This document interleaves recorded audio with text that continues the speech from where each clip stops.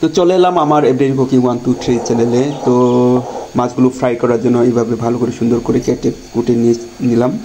যে যেখানে থাকো ভালো থেকো, সুস্থ থেকো, সবার জন্য দোয়া রইল। আর মাছ ফ্রাই করার জন্য এখানে যে সরিষাগুলো এইভাবে ভেটে নিয়েছি। সব টাকি মাছের পেটে এইভাবে ঠেসে ঠেসে ভরে দেবো।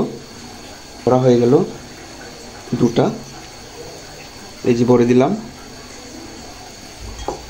আর দুটো আছে। এইভাবে খেলে কিন্তু টাকি মাছটা অনেক টেস্টি লাগবে, খেতে অনেক ভালো লাগবে। তো এইভাবে কে কে খেয়েছেন অবশ্যই কমেন্টে জানাবেন। দেখো কত সুন্দর করে ঠেসে ঠেসে ভরে দিচ্ছি, একদম মনে হচ্ছে মাছের পেটে ডিম আছে, এমনটা মনে হবে। সবগুলো ভরে দিলাম এভাবে।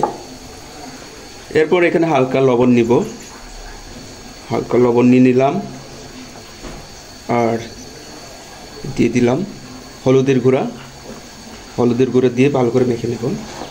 এরপর যোগ করে নেব এই সরিষার তেলগুলো নিলাম, ভালো করে মিক্স করে নেব। ভালো করে মিক্স করে নিলাম।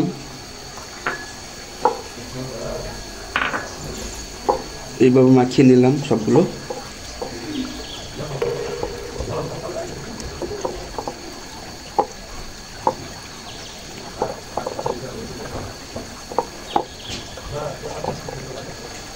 এইভাবে সুন্দর করে মাখিয়ে নিলাম সবগুলো। দেখো একদম কত সুন্দর লাগছে।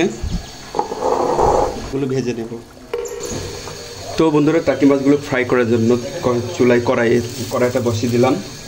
অলরেডি গরম হয়ে আসছে। এরপর যোগ করে নেব তেল। পরিমাণ মতো তেলগুলো দিয়ে নিলাম। কিছুক্ষণ অপেক্ষা করে নিতে হবে, যতক্ষণ পর্যন্ত না তেলটা গরম না হয়ে আসছে অপেক্ষা করব।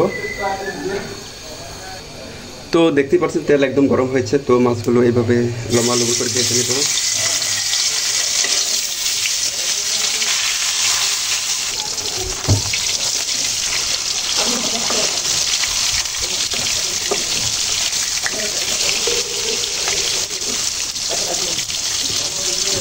তো অনেক দিন হয় আসতে পারি না ইউটিউবে, তো অনেক কাজে ব্যস্ত ছিলাম। তো দেখতেই পাচ্ছেন আমার মাছ এক বেশ মাছ ভাজা হয়ে গেছে। তো মাছগুলো উঠিয়ে নেব।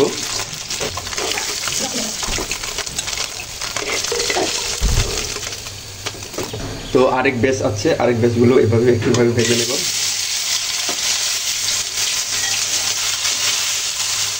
2 মিনিটের জন্য ঢাকনা দিয়ে ঢেকে রাখতে হবে, যেন তাড়াতাড়ি নরম হয়ে যায়, পেকে যায়।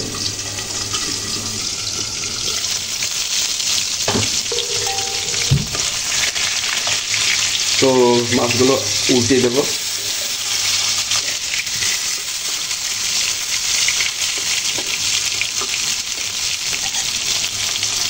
আর 2 মিনিটের জন্য ঢাকনা দিয়ে রাখবো।